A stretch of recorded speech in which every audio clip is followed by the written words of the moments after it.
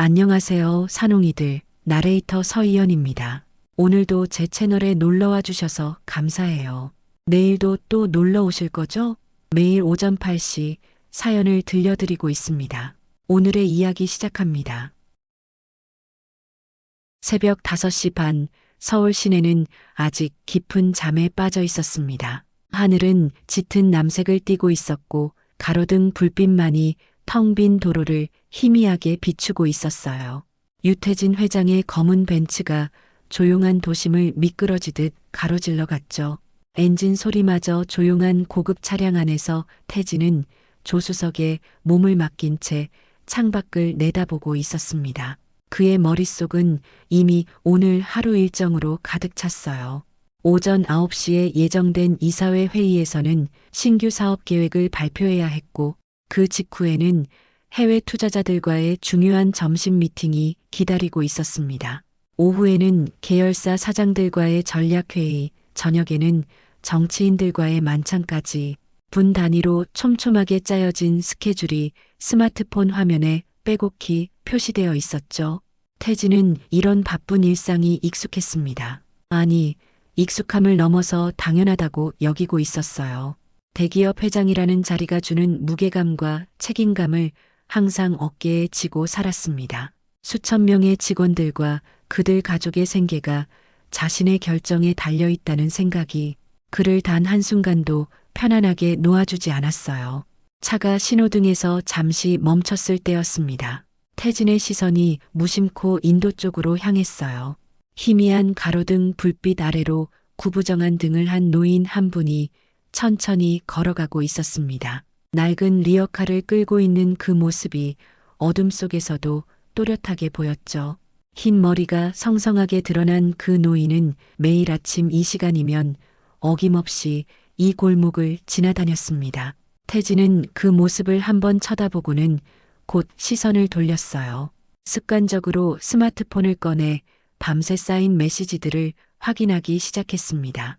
해외 지사에서 온 보고서, 긴급 결제를 요청하는 문서들, 각종 회의 자료들이 화면을 가득 채웠죠. 그에게는 지금 당장 처리해야 할 일들이 산더미처럼 쌓여 있었습니다. 매일 같은 시간, 같은 장소에서 마주치는 일상이었지만 태진은 단 한 번도 그 노인에게 관심을 기울인 적이 없었어요. 그저 도시의 풍경 중 하나일 뿐이었습니다. 아침마다 지나치는 간판들이나 건물들과 다를 바 없는 존재였죠.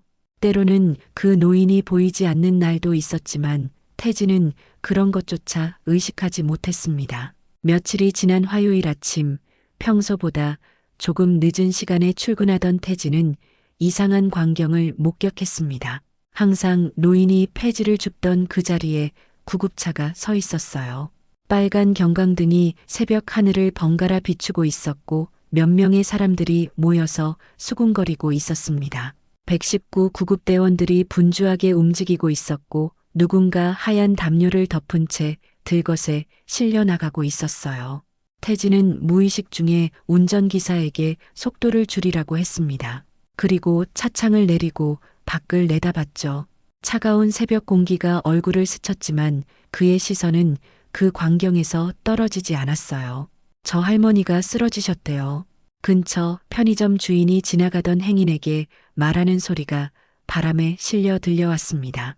매일 이 시간에 폐지 주우러 다니시던 분인데 오늘 아침에 길바닥에 쓰러져 계신 걸 누가 발견했다더라고요. 태진의 가슴 한편이 묵직해졌어요. 그 노인이 할머니였다는 것도 이제야 알았습니다. 수개월, 아니 어쩌면 몇 년 동안 수없이 마주쳤던 그분에 대해 그는 성별조차 제대로 파악하지 못하고 있었던 거죠. 수많은 아침을 함께 보냈지만 그는 그분에 대해 아무것도 모르고 있었습니다. 신호등이 바뀌고 차가 다시 움직이기 시작했지만 태진의 마음은 여전히 그 자리에 머물러 있었어요. 회사에 도착해서도 중요한 회의를 진행하는 동안에도 자꾸만 그 할머니 생각이 났습니다. 왜 그런지 모르겠지만 평소 같으면 금세 잊어버렸을 일이 계속해서 머릿속에 맴돌았어요. 사흘 후 태진은 운전기사를 통해 그 할머니가 돌아가셨다는 소식을 들었습니다. 병원으로 이송되었지만 이미 때가 늦었다고 했어요. 연고자가 없어서 임시 장례식장에서 간소하게 장례를 치른다는 이야기도 함께 전해 들었습니다. 이상하게도 그 소식이 하루 종일 태진의 머릿속에서 떠나지 않았어요. 중요한 투자 계약을 논의하는 회의 중에도 저녁 식사를 하면서도 계속 그 할머니 생각이 났습니다. 왜 이렇게 신경이 쓰이는지 스스로도 이해할 수 없었어요. 하지만 그 마음을 무시할 수가 없었습니다. 결국 태진은 장례식장 주소를 알아내고 그곳을 찾아가기로 결심했어요. 비서에게 저녁 일정을 취소하고 개인 시간을 확보해달라고 요청했습니다. 이런 일은 정말 드문 일이었죠. 그만큼 태진 자신도 이 감정을 이해하지 못하고 있었던 겁니다. 장례식장은 시내에서 조금 떨어진 한적한 곳에 있었습니다. 태진이 도착했을 때는 이미 해가 서쪽 하늘로 기울어가고 있었어요. 을씨년스러운 가을바람이 낙엽을 흩날리고 있었고 장례식장 앞 주차장은 한산했습니다. 몇 대의 낡은 차량들만이 듬성듬성 주차되어 있었죠. 작은 빈소 앞에는 몇 명 안 되는 조문객들이 서 있었습니다. 대부분 나이 든 분들이었는데 아마도 같은 동네에 사시는 분들인 것 같았어요. 그분들의 옷차림을 보니 모두 검소한 생활을 하시는 것 같았습니다. 그 중에서도 유독 젊은 여성 한 명이 태진의 눈에 띄었죠. 20대 후반쯤으로 보이는 그 여성은 깔끔한 검은 정장을 입고 있었습니다. 단정한 차림새였지만 어딘가 수수한 느낌이 들었어요. 얼굴에는 깊은 슬픔이 서려 있었고 눈가가 빨갛게 부어 있는 것으로 보아 많이 우셨던 것 같았습니다. 다른 조문객들과는 달리 그녀는 혼자 와 있는 것처럼 보였어요. 태진이 빈소 앞으로 다가가자 그 젊은 여성이 고개를 들었습니다. 순간 두 사람의 시선이 마주쳤어요. 그녀의 눈에서는 깊은 상실감과 함께 어떤 따뜻함이 느껴졌습니다. 안녕하세요. 그녀가 먼저 인사를 건넸습니다. 목소리는 조용했지만 정중했어요. 혹시 할머니를 아시는 분이신가요? 네, 저는. 태진이 말을 머뭇거렸습니다. 사실 안다고 할 수도 없었죠. 몇 년 동안 같은 길에서 마주쳤지만 정작 그분에 대해서는 아무것도 모르고 있었으니까요. 매일 아침 뵙긴 했는데요. 같은 길을 다니셔서요. 젊은 여성이 작게 고개를 끄덕이며 미소를 지었습니다. 슬픔 속에서도 따뜻함을 잃지 않는 미소였어요. 아, 그러시구나. 할머니가 그 길에서 오래 일하셨거든요. 저는 김수진이에요. 김수진 씨라고 하셨죠? 저는 유태진입니다. 태진이 정중하게 인사를 나눴습니다. 수진 씨는 할머니와 어떤 관계셨나요? 수진의 얼굴에 잠시 복잡한 감정이 스쳤어요. 혈연 관계는 아니에요. 그냥 우연히 알게 됐어요. 처음엔 길에서 넘어지신 걸 도와드린 게 계기였는데 그 후로 자주 뵙게 됐죠. 할머니와 함께 폐지를 줍기도 하고 가끔 제가 만든 반찬을 나눠 드시기도 했어요. 태진은 조금 의외라는 표정을 지었습니다. 요즘 세상에 혈연도 아닌 사람과 이렇게 가까이 지내는 경우가 흔하지 않았거든요. 가족분이 아니신데도 이렇게까지 신경을 써주시다니 정말 대단하시네요. 대단한 게 아니에요. 수진이 고개를 저으며 말했습니다. 할머니가 워낙 좋은 분이셨거든요. 처음에는 제가 도와드린다고 생각했는데 오히려 할머니께서 저를 더 많이 도와주셨어요. 힘들 때마다 따뜻한 말씀으로 위로해 주시고 인생의 지혜를 가르쳐 주시기도 하셨죠. 태진의 마음에 묘한 감정이 일었습니다. 자신은 그 할머니를 수년간 스쳐 지나가기만 했는데 이 젊은 여성은 진심으로 그분을 그리워하고 있었어요. 그런 모습이 부럽기도 하고 부끄럽기도 했습니다. 그런데 가족도 아닌데 왜 이렇게까지 신경을 쓰시는 거예요? 태진의 물음에는 진심 어린 궁금함이 담겨 있었습니다. 정말로 이해가 안 됐어요. 자신의 삶도 바쁘게 살아가야 할 젊은 나이에 남남을 위해 이런 일까지 하는 사람이 있다는 게 신기했습니다. 수진이 잠시 침묵하더니 조용히 입을 열었습니다. 할머니가 돌아가시기 전까지 이 말을 자주 하셨어요. 그녀의 눈에 다시 눈물이 맺혔어요. 목소리도 약간 떨리고 있었습니다. 태진 씨는 좋은 사람이야라고요. 그 순간 태진의 심장이 쿵 내려앉았습니다. 마치 벼락을 맞은 것 같은 충격이었어요. 태진, 그 이름을 들은 순간 온몸에 소름이 돋았습니다. 지금은 모든 사람이 그를 회장님, 유 회장으로만 부르는데 태진이라는 이름을 아는 사람은 이제 가족과 아주 가까운 몇 사람밖에 없었거든요. 지금 뭐라고 하셨죠? 태진이 떨리는 목소리로 다시 물었습니다. 자신이 잘못 들었기를 바라는 마음이었어요. 태진 씨요. 할머니가 그 이름을 참 자주 부르셨어요. 수진이 눈물을 닦으며 말했습니다. 할머니 말씀으로는 젊었을 때 할머니를 정말 잘해주신 분이 있었다고 하셨어요. 그분 이름이 태진이라고 하시면서 평생 잊을 수 없는 고마운 분이라고 하셨죠. 태진은 한참 동안 말을 잇지 못했습니다. 머릿속이 하얘졌어요. 마치 시간이 멈춘 것 같은 느낌이었습니다. 수진이 걱정스런 표정으로 그를 바라봤죠. 괜찮으세요? 갑자기 안색이 하얘지시는데. 죄송합니다. 잠깐만요. 태진이 벽에 기대며 깊은 숨을 들이마셨어요. 가슴이 두근거렸고 손이 떨리기 시작했습니다. 기억의 파편들이 쏟아져 나오기 시작했어요. 20대 초반, 아직 회사를 세우기도 전이었죠. 그때 태진은 대학생이면서도 봉사활동에 열심이었습니다. 특히 도심 외곽의 쪽방촌에서 어르신들을 돕는 일에 많은 시간을 보냈어요. 연탄을 나르고 도배를 도와주고 장판을 교체해주는 일들을 했습니다. 그런 활동이 그에게는 단순한 봉사 이상의 의미였어요.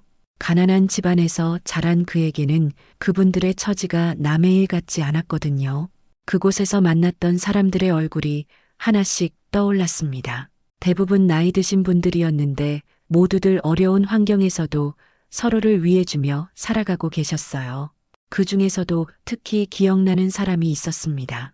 말수가 적고 항상 조용했던 중년 여성이었어요. 다른 사람들과 달리 그 여성은 고마움을 직접 표현하지 않았습니다. 하지만 태진이 올 때마다 끓여놓은 보리차를 조용히 내어주곤 했어요. 그리고 항상 태진 씨라고 정중하게 불러주셨습니다. 다른 어르신들은 아가나 총각이라고 부르셨는데 유독 그분만은 이름을 불러주셨던 거죠. 혹시 할머니 성함이 뭐셨는지 알 수 있을까요? 태진이 떨리는 목소리로 물었습니다. 마음속으로는 다른 사람이기를 바라고 있었어요. 하지만 동시에 그 사람이 맞을 거라는 확신도 들었습니다. 이춘자 할머니셨어요. 수진의 대답에 태진은 무릎이 꺾일 뻔했습니다. 춘자, 그 이름을 또렷하게 기억했어요. 20살 태진에게 항상 태진 씨라고 정중하게 불러주던 바로 그 사람이었습니다. 제가 그 태진입니다. 태진의 고백에 수진이 놀란 눈으로 그를 바라봤어요. 입을 반쯤 벌린 채 믿을 수 없다는 표정이었습니다. 정말요? 할머니가 그렇게 자주 말씀하시던 바로 그 태진 씨가. 수진의 목소리에는 놀라움과 동시에 어떤 반가움이 섞여 있었어요. 태진은 고개를 끄덕였습니다. 가슴이 너무 아팠어요. 그 할머니가 자신을 기억하고 있었다는 사실, 그리고 자신은 그분을 완전히 잊고 살았다는 사실 때문이었습니다. 성공하겠다는 욕심에 사로잡혀 바쁘게 살다 보니 그때의 따뜻했던 기억들을 모두 묻어버렸던 거죠. 정말 믿어지지 않아요. 수진이 눈물을 훔치며 말했습니다. 할머니가 얼마나 좋아하셨는지 몰라요. 제가 힘든 일이 있을 때마다 태진 씨 이야기를 해주셨어요. 어떻게 연탄을 날라주셨는지, 어떻게 친절하게 대해주셨는지, 그때 받은 도움이 얼마나 고마웠는지. 태진의 눈에도 눈물이 맺혔습니다. 자신이 잊고 살았던 그 시간들이 누군가에게는 평생의 보물이었다는 사실이 가슴을 찢어 놓았어요. 그리고 그 기억이 수진이라는 젊은 여성에게까지 전해졌다는 것도 놀라웠습니다. 할머니는 어떻게 지내셨나요? 태진이 조심스럽게 물었습니다. 정말로 알고 싶었어요. 자신이 모르는 사이에 그분이 어떤 삶을 살아왔는지 말입니다. 힘드셨지만 항상 긍정적이셨어요. 수진이 작은 미소를 지으며 말했습니다. 매일 새벽부터 폐지를 주우러 다니셨는데 그 일을 하시면서도 불평 한 번 안 하셨어요. 오히려 건강하게 일할 수 있어서 감사하다고 하셨죠. 태진은 부끄러웠습니다. 자신은 그 할머니를 수년간 그냥 지나쳐만 갔으면서 정작 그분은 자신을 그렇게 소중하게 기억하고 계셨다니요. 그리고 그 기억을 다른 사람에게까지 나누어 주셨다는 것이. 며칠 후 수진이 태진에게 연락을 했습니다. 할머니의 물건을 정리하다가 특별한 것을 발견했다고 했어요. 혹시 시간이 되시면 잠깐 만나볼 수 있겠냐고 조심스럽게 물어왔습니다. 태진은 바로 그녀를 만나러 가겠다고 답했어요. 만날 장소는 할머니가 살던 작은 원룸이었습니다. 지하철역에서 걸어서 10분 정도 거리에 있는 낡은 다세대 주택의 1층이었어요. 태진이 도착했을 때 수지는 이미 와서 정리 작업을 하고 있었습니다. 방은 정말 소박했습니다. 오래된 가구들과 정돈된 살림살이가 그분의 검소한 삶을 고스란히 보여주고 있었어요. 냉장고는 작았지만 깨끗하게 관리되어 있었고 작은 식탁 위에는 몇 권의 책과 독서용 돋보기가 놓여 있었습니다. 벽에는 달력 하나만이 걸려 있었는데 거기에는 수진과 만날 약속들이 빨간 펜으로 꼼꼼히 표시되어 있었어요. 정말 소중하게 사셨던 분 같아요. 태진이 방 안을 둘러보며 말했습니다. 가난했지만 정성스럽게 꾸며진 공간에서 할머니의 인품이 느껴졌어요. 네, 정말 그러셨어요.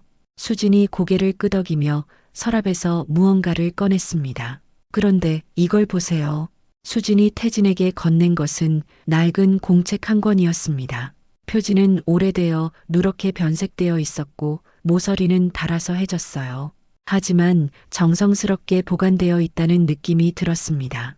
공책을 펼치자 삐뚤삐뚤한 글씨가 나타났습니다. 할머니가 직접 쓴 것 같았어요. 글씨체에서 배움이 많지 않으셨던 분이라는 것을 알 수 있었지만 하나하나 정성스럽게 쓰신 흔적이 역력했습니다. 첫 페이지에는 태진 씨가 알려준 것들이라고 제목이 적혀 있었습니다. 그 아래로 연탄 쌓는 법, 도배하는 순서, 장판 교체 방법 등이 자세히 기록되어 있었어요.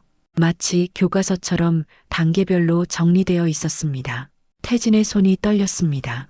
20년이 넘게 지난 일들을 이렇게 꼼꼼히 기록해 두셨다니요. 그때는 그냥 도와드린다는 마음으로 가르쳐 드린 것들이었는데 할머니께서는 그것들을 이렇게 소중하게 간직하고 계셨던 거예요. 페이지를 넘길 때마다 그때의 기억이 생생하게 되살아났습니다. 연탄을 나르다가 허리가 아프다고 하시던 할머니, 도배를 마치고 나서 만족스러워 하시던 모습, 새로 깐 장판을 보며 기뻐하시던 표정들이 하나씩 떠올랐어요. 여기 이것도 보세요. 수진이 공책의 중간 부분을 펼쳐 보였습니다. 거기에는 요리 레시피들이 적혀 있었어요. 간단한 반찬 만드는 법부터 시작해서 김치 담그는 법, 국 끓이는 법까지 다양했습니다. 이것들도 제가 알려드린 건가요? 태진이 놀라며 물었습니다. 네, 할머니 말씀으로는 태진 씨가 어머니께 배운 요리법을 가르쳐 주셨다고 하셨어요. 수진이 설명했습니다. 할머니는 그 레시피들로 평생 요리를 하셨다고 하시더라고요. 태진은 그때의 기억이 났습니다. 할머니가 끼니를 제대로 챙기지 못하신다는 이야기를 들었을 때 어머니께 배운 간단한 요리법들을 알려드렸던 거였어요. 당시에는 그냥 지나가는 일이라고 생각했는데 할머니께서는 그것까지 이렇게 기록해두고 계셨던 거죠. 공책의 뒷부분에는 더욱 개인적인 내용들이 적혀 있었습니다. 태진과 함께했던 하루하루의 기록들이었어요. 오늘 태진 씨가 연탄을 날라주셨다. 정말 고마웠다. 태진 씨가 알려준 대로 김치를 담갔는데 맛이 정말 좋다. 태진 씨는 참 따뜻한 사람이다. 이런 짧은 문장들이 날짜와 함께 빼곡히 적혀 있었어요. 가장 마지막 페이지에 이르렀을 때 태진은 숨이 막힐 뻔했습니다. 거기에는 이런 글이 적혀 있었어요. 태진 씨는 우리 같은 사람도 사람처럼 대해준 유일한 사람이었다. 그 따뜻함을 평생 잊지 않겠다. 언젠가 태진 씨가 크게 성공했으면 좋겠다. 그런 좋은 사람은 꼭 잘 되어야 한다. 마지막 줄에는 최근 날짜로 추가된 글이 있었습니다. 태진 씨를 다시 만나지 못한 채 이렇게 떠나게 되어 아쉽다. 하지만 분명히 좋은 사람으로 잘 살고 계실 것이다. 고맙습니다. 태진 씨. 할머니가 마지막까지 이 공책을 소중히 간직하고 계셨어요. 수진의 목소리가 떨렸습니다. 병원에 계실 때도 이 공책을 가져다 달라고 하셨어요. 그리고 가끔 이 공책을 보시면서 혼자 미소 지으시던 모습이 자꾸 생각나요. 태진은 공책을 꼭 껴안았습니다. 눈물이 쏟아졌어요. 자신이 잊고 살았던 시간들이 누군가에게는 평생의 보물이었다는 사실이 가슴을 찢어 놓았습니다. 그리고 그 기억들이 이렇게 정성스럽게 기록되어 있다는 것이 너무나 고마우면서도 미안했어요. 제가 정말 바보였어요. 태진이 눈물을 흘리며 말했습니다. 이렇게 소중하게 기억해 주시는 분을 저는 완전히 잊고 살았어요. 매일 지나치면서도 한 번도 알아보지 못했고, 아니에요. 수진이 고개를 저었습니다. 할머니는 태진 씨를 원망하지 않으셨어요. 오히려 성공하셨을 거라고, 바쁘게 사실 거라고 하시면서 이해하고 계셨어요. 그리고 언젠가는 다시 만날 수 있을 거라고 믿고 계셨어요. 태진은 더욱 눈물을 흘렸습니다. 할머니의 너그러운 마음이 자신의 부끄러움을 더욱 크게 만들었어요. 그렇게 따뜻하게 기다려주신 분을 자신은 끝까지 알아보지 못했던 거죠. 그날 밤 태진은 잠을 이룰 수 없었습니다. 할머니의 공책을 계속 들여다보며 그때의 기억들을 되짚어 봤어요. 페이지 하나하나를 넘길 때마다 잊혔던 장면들이 되살아났습니다. 20살 청년이었던 자신이 얼마나 순수했는지, 그리고 지금의 자신이 얼마나 메말라 있는지 깨달았어요. 새벽이 되어서야 겨우 잠이 들었지만 꿈속에서도 할머니가 나타났습니다. 젊었을 때의 모습 그대로였어요. 조용한 미소를 지으며 보리차 한 잔을 내밀고 계셨습니다. 태진 씨, 고생 많으셨어요. 할머니의 목소리가 꿈속에서도 또렷하게 들렸어요. 다음 날 아침, 태진은 일찍 일어나 수진에게 연락을 했습니다. 할머니에 대한 더 많은 이야기를 듣고 싶다고 했어요. 수진도 기꺼이 만나주겠다고 했습니다. 할머니가 자주 가시던 작은 카페에서 만나기로 했어요. 그 카페는 할머니의 집에서 걸어서 5분 거리에 있는 소박한 곳이었습니다. 할머니는 가끔 여기서 커피 한 잔을 마시며 창밖을 내다보는 시간을 가지셨다고 했어요. 수진과 함께 올 때도 있었다고 했습니다. 할머니는 어떤 분이셨나요? 태진이 조심스럽게 물었습니다. 정말로 알고 싶었어요. 자신이 모르는 사이에 그분이 어떤 삶을 살아왔는지 말입니다. 수진은 차분하게 할머니에 대한 이야기를 들려주었습니다. 어떻게 매일 새벽 4시에 일어나서 폐지를 주우러 다니셨는지, 그 일을 하면서도 항상 긍정적인 마음을 잃지 않으셨는지를 말했어요. 힘든 일이었지만 불평 한 번 없이 묵묵히 해나가셨다고 했습니다. 할머니는 항상 말씀하셨어요. 세상에는 좋은 사람들이 많다고요. 수진이 커피를 마시며 말했습니다. 특히 태진 씨 이야기를 할 때는 눈이 반짝이셨어요. 그분이 어떻게 성공했을지 정말 궁금해하시기도 했죠. 태진은 부끄러웠습니다. 성공했다고 자부했지만 정작 자신을 가장 따뜻하게 기억해주는 사람을 잊고 살았으니까요. 제가 너무 바보였어요.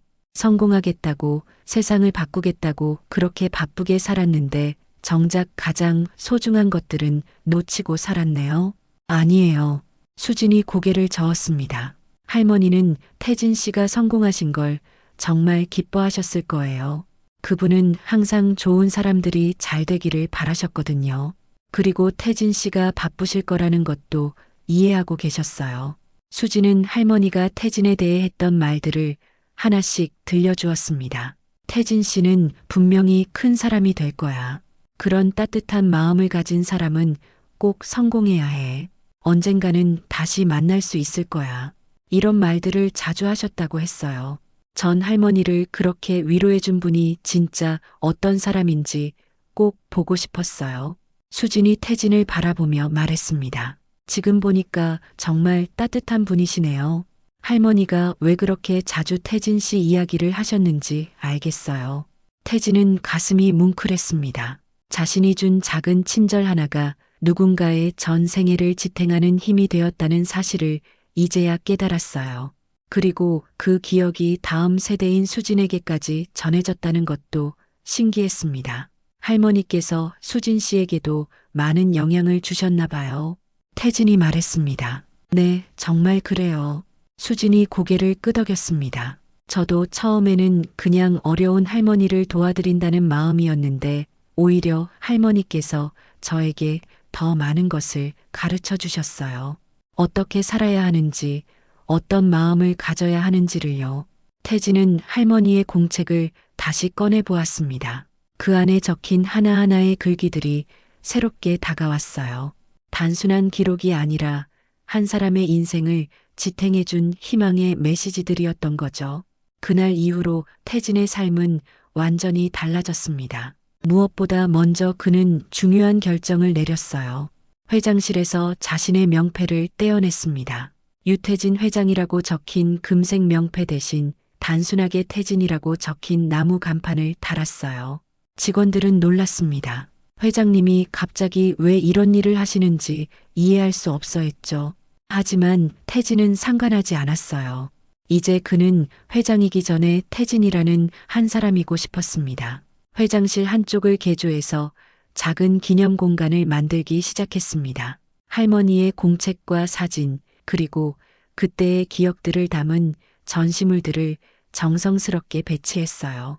할머니가 살던 원룸의 모습을 재현한 작은 코너도 만들었습니다. 수진도 그 작업에 참여했습니다. 그녀는 미술을 전공했다고 했는데 벽화 그리는 재능이 정말 뛰어났어요. 할머니의 모습을 담은 따뜻한 그림을 그려주었습니다. 폐지를 줍는 모습이 아니라 보리차를 끓이며 환하게 웃고 계시는 모습이었죠. 이곳은 제가 잊었던 소중한 기억을 되찾는 공간입니다.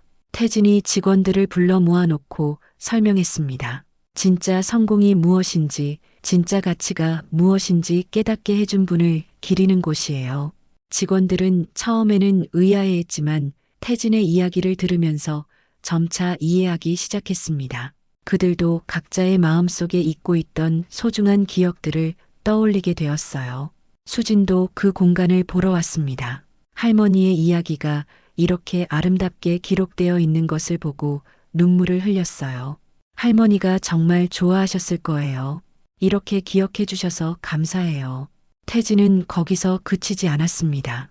회사 차원에서 새로운 프로젝트를 시작했어요. 도시 곳곳에 쪽방촌과 고시원을 찾아다니며 어르신들의 생활 환경을 개선해주는 일이었습니다. 예전처럼 직접 현장에 나가서 연탄을 나르고 도배를 도와주고 장판을 교체해주는 일들을 다시 시작했어요. 수진도 그 프로젝트에 정식으로 참여하게 되었습니다. 태진이 그녀에게 일자리를 제안했고 수진은 기꺼이 받아들였어요. 삭막한 공간들을 따뜻한 벽화로 채워나가는 일을 맡게 되었습니다. 할머니가 좋아하셨을 만한 꽃들과 나무들, 그리고 사람들의 미소가 담긴 그림들을 그려나갔죠. 어느 날 저녁, 태진은 혼자 그 기념 공간에 앉아 있었습니다. 창밖으로는 여전히 도시의 불빛이 반짝이고 있었어요. 하지만 예전과는 다른 마음으로 그 풍경을 바라보고 있었습니다. 이제 그 불빛들 하나하나가 누군가의 삶을 나타내는 것처럼 느껴졌어요. 할머니의 공책을 다시 펼쳐보았습니다. 삐뚤삐뚤한 글씨 하나하나가 소중하게 느껴졌어요. 그리고 마지막 페이지의 글을 다시 읽어보았습니다. 태진 씨를 다시 만나지 못한 채 이렇게 떠나게 되어 아쉽다. 하지만 분명히 좋은 사람으로 잘 살고 계실 것이다. 고맙습니다, 태진 씨. 가장 긴 시간을 기억해주는 사람은 내가 가장 가볍게 지나친 사람이었구나. 태진이 혼자 중얼거렸습니다. 이제야 깨달았어요. 진짜 성공은 돈이나 명예가 아니라 누군가의 마음속에 따뜻한 기억으로 남는 것이라는 걸요. 그때 문이 살짝 열리면서 수진이 들어왔습니다. 아직도 계세요? 너무 늦었는데. 괜찮아요. 할머니 생각을 하고 있었어요. 태진이 미소를 지었습니다. 수진 씨 덕분에 정말 소중한 걸 되찾았어요. 저야말로 감사해요. 수진이 할머니의 벽화를 바라보며 말했습니다. 할머니께서 이렇게 좋은 분을 만나게 해주셨네요. 두 사람은 잠시 조용히 할머니의 기념 공간을 바라보았습니다. 그곳에는 사랑과 기억, 그리고 감사함이 가득 차 있었어요. 할머니는 떠나셨지만 그분이 남긴 따뜻함은 계속해서 이어져 나가고 있었습니다. 1년이 지났습니다. 태진은 이제 모든 사람들에게 이름으로 불리기를 요청했어요. 회장님이 아니라 태진 씨로 말입니다. 처음엔 어색해하던 직원들도 이제는 자연스럽게 그렇게 부르고 있었죠. 그리고 그 변화는 회사 전체의 분위기를 바꾸어 놓았습니다. 딱딱하고 권위적이었던 기업 문화가 따뜻하고 인간적인 분위기로 변했어요. 직원들은 서로를 존중하고 배려하는 마음을 갖게 되었습니다. 태진이 먼저 솔선수범하여 보여준 변화가 조직 전체에 퍼져나간 거였죠. 회사에서 시작한 사회공헌 프로젝트도 큰 성과를 거두고 있었습니다. 도시 곳곳에 쪽방촌과 고시원을 찾아다니며 어르신들의 생활 환경을 개선해주는 일이 체계적으로 이루어지고 있었어요. 태진은 여전히 직접 현장에 나가서 사람들을 만났습니다. 예전처럼 연탄을 나르고 도배를 도와주고 장판을 교체해주는 일들을 손수했어요. 그 과정에서 태진은 많은 것을 배웠습니다. 각자의 사연을 가진 어르신들을 만나면서 인생의 진짜 가치가 무엇인지 깨달아갔어요. 성공의 기준이 바뀌었습니다. 이제는 얼마나 많은 사람들에게 도움을 줄 수 있는지, 얼마나 많은 사람들의 마음에 따뜻한 기억을 남길 수 있는지가 중요했습니다. 수진도 그 프로젝트의 핵심 멤버가 되었습니다. 그녀의 벽화는 삭막했던 공간들을 따뜻한 곳으로 변화시켰어요. 꽃과 나무, 그리고 사람들의 미소가 담긴 그림들이 어르신들에게 작은 위로가 되었습니다. 수지는 할머니가 좋아하셨을 만한 그림들을 그리려고 늘 노력했어요. 그녀의 작업실에는 할머니의 사진이 걸려 있었습니다. 작업을 하다가 힘들 때마다 그 사진을 보며 힘을 얻었어요. 할머니, 제가 잘하고 있는 거 맞죠? 하고 혼자 중얼거리기도 했습니다. 어느 가을날 태진과 수지는 함께 할머니의 무덤을 찾았습니다. 작은 언덕 위에 있는 조용한 곳이었어요. 주변에는 코스모스가 피어 있었고 따뜻한 햇살이 비치고 있었습니다. 태진은 할머니의 공책을 가져왔습니다. 그리고 그 옆에 새로운 공책 한 권을 놓았어요. 자신이 새로 쓰기 시작한 일기였습니다. 매일매일 만나는 사람들과의 이야기, 그들에게서 배운 것들, 그리고 느낀 감정들을 정성스럽게 기록하고 있었어요. 할머니, 이제 태진이가 다시 시작하려고 해요. 태진이 무덤 앞에서 조용히 말했습니다. 이번엔 정말로 사람답게 살려고 해요. 할머니가 기뻐하실 만한 사람이 되려고 해요. 수진이 직접 키운 꽃을 놓으며 말했습니다. 할머니, 태진 씨를 좋은 사람이라고 하신 말씀이 맞았어요. 정말 따뜻한 분이에요. 그리고 할머니 덕분에 저도 정말 소중한 사람을 만났어요. 바람이 불어와 코스모스가 살랑살랑 흔들렸습니다. 마치 할머니가 대답해 주시는 것 같았어요. 두 사람은 한참 동안 조용히 서 있었습니다. 무덤을 나서면서 태진이 말했습니다. 할머니께서 우리를 이어주신 것 같아요. 저도 그렇게 생각해요. 수진이 고개를 끄덕였습니다. 할머니의 사랑이 계속 이어져 나가고 있는 것 같아요. 그날 밤 태진은 오랜만에 깊은 잠에 들었습니다. 꿈속에서 할머니를 만났어요. 할머니는 젊었을 때의 모습 그대로 나타나셔서 보리차 한 잔을 내밀며 환하게 웃고 계셨습니다. 태진 씨, 고생 많았어요. 이제 진짜 행복해지세요. 할머니의 목소리는 따뜻했어요. 그리고 수진이도 잘 부탁해요. 좋은 아이거든요. 네, 할머니. 약속드릴게요. 태진이 대답했습니다. 꿈에서 깨어난 태진은 눈물을 흘리고 있었습니다. 하지만 그 눈물은 슬픔이 아니라 감사함에서 나온 것이었어요. 자신을 다시 찾게 해준 할머니께, 그리고 그 기억을 전해준 수진에게 말할 수 없이 고마웠습니다. 새벽이 되자 태진은 일어나 창문을 열었습니다. 도시는 여전히 바쁘게 돌아가고 있었지만 이제는 다른 눈으로 보였어요. 길 위의 모든 사람들이 각자의 이야기를 가지고 살아가는 소중한 존재들로 보였습니다. 그리고 그 중에는 분명히 자신의 도움을 필요로 하는 사람들도 있을 거라는 생각이 들었어요. 회사에 도착한 태진은 태진이라고 적힌 명패를 보며 미소 지었습니다. 그리고 할머니의 기념 공간으로 걸어갔어요. 수진이 그린 벽화 앞에 서서 오늘도 다짐했습니다. 누군가의 마음속에 따뜻한 기억으로 남는 사람이 되겠다고 말이에요. 점심시간이 되자 태진은 직원들과 함께 근처 쪽방촌으로 향했습니다. 오늘도 누군가를 도와줄 일이 있을 거예요. 그리고 그 작은 친절이 언젠가 누군가에게는 평생의 보물이 될 거라는 걸 이제는 알고 있었습니다. 길을 걸으면서 태진은 생각했습니다. 할머니께서 자신에게 준 가장 큰 선물은 잊혔던 기억을 되찾게 해준 것이라고요. 그리고 진짜 중요한 것이 무엇인지 깨닫게 해준 것이라고요. 수진도 함께 걸으며 말했습니다. 할머니께서 정말 기뻐하고 계실 거예요. 네, 분명히요. 태진이 환하게 웃었습니다. 그리고 할머니의 따뜻함을 더 많은 사람들에게 전해주어야죠. 태진의 새로운 하루가 시작되었습니다. 할머니의 따뜻한 기억과 함께 그리고 수진이라는 소중한 동반자와 함께요. 그들이 만들어갈 새로운 이야기들이 또 다른 누군가에게는 평생의 보물이 될 것이었습니다. 가을 햇살이 따뜻하게 비치는 거리에서 태진과 수진은 걸음을 재촉했습니다. 오늘도 누군가를 위해 할 수 있는 작은 일들이 기다리고 있었거든요. 그리고 그 작은 일들이 모여서 세상을 조금씩 더 따뜻하게 만들어갈 것이었습니다. 1년이 지났습니다. 태진은 이제 모든 사람들에게 이름으로 불리기를 요청했어요. 회장님이 아니라 태진 씨로 말입니다. 처음엔 어색해하던 직원들도 이제는 자연스럽게 그렇게 부르고 있었죠.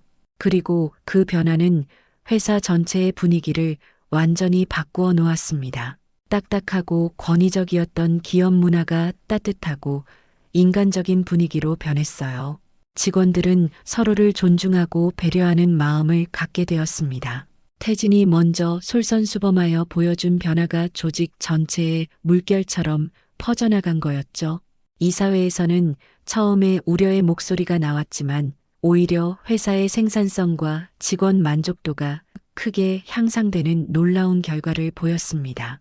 회사에서 시작한 사회공헌 프로젝트도 상상 이상의 성과를 거두고 있었습니다. 태진의 따뜻한 손길이라는 이름으로 시작된 이 프로젝트는 도시 곳곳에 쪽방촌과 고시원을 찾아다니며 어르신들의 생활환경을 개선해주는 일이었어요. 태진은 여전히 직접 현장에 나가서 사람들을 만났습니다. 예전처럼 연탄을 나르고 도배를 도와주고 장판을 교체해주는 일들을 손수했죠. 그 과정에서 태진은 놀라운 발견을 하게 되었습니다. 춘자 할머니처럼 자신을 기억하고 있는 사람들이 생각보다 많다는 사실이었어요. 한 노인은 20년 전 태진이 고쳐준 수도꼭지를 아직도 소중히 사용하고 계셨고, 다른 할머니는 태진이 알려준 김치 담그는 법으로 평생 김치를 담그셨다고 했습니다. 태진 아가씨, 그때 우리를 도와주던 그 착한 청년 맞죠? 80대 할아버지가 태진의 손을 꼭 잡으며 말씀하셨어요. 그때 얼마나 고마웠는지 몰라요. 평생 잊지 못했어요. 이런 만남들이 계속되면서 태진은 깨달았습니다. 자신이 잊고 있던 선행들이 사실은 수많은 사람들의 마음속에 깊이 새겨져 있었다는 거리요. 춘자 할머니만이 아니라 그 시절 만났던 많은 분들이 태진을 기억하고 있었던 겁니다. 수진도 그 프로젝트의 핵심 멤버가 되어 놀라운 변화를 이루어냈습니다. 그녀의 벽화는 삭막했던 공간들을 마법처럼 따뜻한 곳으로 바꾸어 놓았어요. 꽃과 나무 그리고 사람들의 미소가 담긴 그림들이 어르신들에게 작은 기적을 일으켰습니다. 우울해하시던 분들이 벽화를 보며 웃음을 되찾았고 외로워하시던 분들이 그림 속 인물들과 대화를 나누기 시작했어요. 그녀의 작업실에는 여전히 춘자 할머니의 사진이 걸려 있었습니다. 작업을 하다가 힘들 때마다 그 사진을 보며 힘을 얻었어요. 할머니, 제가 잘하고 있는 거 맞죠? 하고 혼자 중얼거리곤 했습니다. 그런데 신기하게도 그럴 때마다 마음속에서 할머니의 따뜻한 목소리가 들리는 것 같았어요. 어느 날 태진과 수지는 함께 작업을 하던 중 특별한 이야기를 듣게 되었습니다. 한 할아버지가 들려준 이야기였는데 춘자 할머니에 대한 놀라운 비밀이 숨어 있었어요. 춘자 씨는 참 대단한 분이었어요. 할아버지가 말씀하셨습니다. 사실 그분은 패지만 주우신 게 아니라 우리 같은 사람들을 위해 많은 일을 하셨거든요.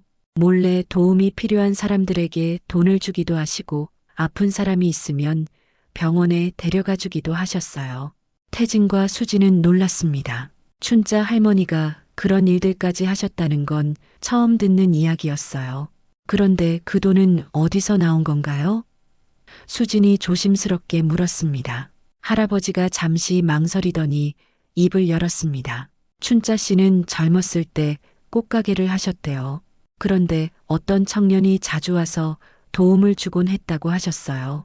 그 청년 덕분에 가게가 잘 되었고 나중에 그 가게를 팔아서 번 돈으로 평생 어려운 사람들을 도우며 사셨다는 거예요. 태진의 심장이 다시 한번 쿵 내려앉았습니다. 꽃가게. 그 단어가 머릿속에서 맴돌았어요. 갑자기 오래된 기억이 떠올랐습니다. 대학생 시절 쪽방촌 근처에 작은 꽃가게가 하나 있었던 게 생각났어요. 그곳 주인이 중년 여성이었는데 혹시 그 꽃가게가 어디에 있었는지 아세요? 태진이 떨리는 목소리로 물었습니다. 청계천 근처였어요. 지금은 없어졌지만 그때 그 동네에서는 제법 유명한 가게였죠. 태진은 확신했습니다. 그 꽃가게 주인이 바로 춘자 할머니였던 거예요. 자신이 봉사활동을 하면서 자주 들렀던 그 작은 꽃가게 말입니다. 어르신들께 드릴 꽃을 사러 갔다가 가게 일도 도와드리고 무거운 화분들을 옮겨드리곤 했던 기억이 생생히 떠올랐어요. 그때 춘자 할머니는 꽃가게 주인이었기 때문에 태진에게 더욱 정중하게 대해주셨던 거였습니다. 고객도 아니면서 도움을 주는 태진이 고마웠고 그래서 항상 보리차를 끓여주시고 태진 씨라고 존댓말로 불러주셨던 거죠. 그런데 왜 꽃가게를 정리하신 건가요? 수진이 물었습니다. 춘자 씨 말씀으로는 꽃을 파는 것보다 직접 사람들을 돕는 게 더 의미 있다고 생각하셨다나 봐요. 그래서 가게를 정리하고 본격적으로 봉사활동을 시작하신 거죠. 폐지를 줍는 것도 그냥 생활비를 벌려고 한 게 아니라 거리를 청소하면서 동시에 도움이 필요한 사람들을 찾기 위해서였어요. 태진은 눈물이 나려고 했습니다. 춘자 할머니가 자신 때문에 인생의 방향을 바꾸셨다는 생각이 들었어요. 자신이 보여준 작은 친절이 할머니의 마음을 움직였고 그래서 할머니는 평생을 다른 사람들을 위해 살아가셨던 거였습니다. 할머니께서 얼마나 대단한 분이셨는지 이제야 알겠어요. 수진이 눈물을 닦으며 말했습니다. 그날 밤 태진과 수진은 함께 춘자 할머니의 무덤을 찾았습니다. 별이 총총한 밤하늘 아래서 두 사람은 할머니께 새로 알게 된 이야기를 들려드렸어요. 할머니, 제가 몰랐던 이야기를 알게 됐어요. 태진이 조용히 말했습니다. 할머니가 얼마나 많은 사람들을 도우며 사셨는지 이제야 알았어요. 그리고 그 모든 것이 저와의 만남에서 시작되었다는 것도요. 바람이 불어와 근처 나무들이 살랑거렸습니다. 마치 할머니가 대답해 주시는 것 같았어요. 그로부터 며칠 후 태진에게 더욱 놀라운 일이 일어났습니다. 한 변호사가 회사로 찾아온 거예요. 춘자 할머니와 관련된 중요한 이야기가 있다고 했습니다. 춘자 할머니께서 돌아가시기 전에 유언장을 작성하셨습니다. 변호사가 서류를 꺼내며 말했습니다. 그런데 그 내용이 좀 특별합니다. 태진과 수지는 긴장한 마음으로 변호사의 이야기를 들었어요. 할머니께서는 평생 모으신 재산을 태진 씨를 위한 기금으로 만들어 달라고 하셨습니다. 단 그 돈은 태진 씨 개인을 위해 쓰는 게 아니라 태진 씨가 어려운 사람들을 돕는 일에 사용해 달라고 하셨어요. 얼마나 되는 금액인가요? 태진이 떨리는 목소리로 물었습니다.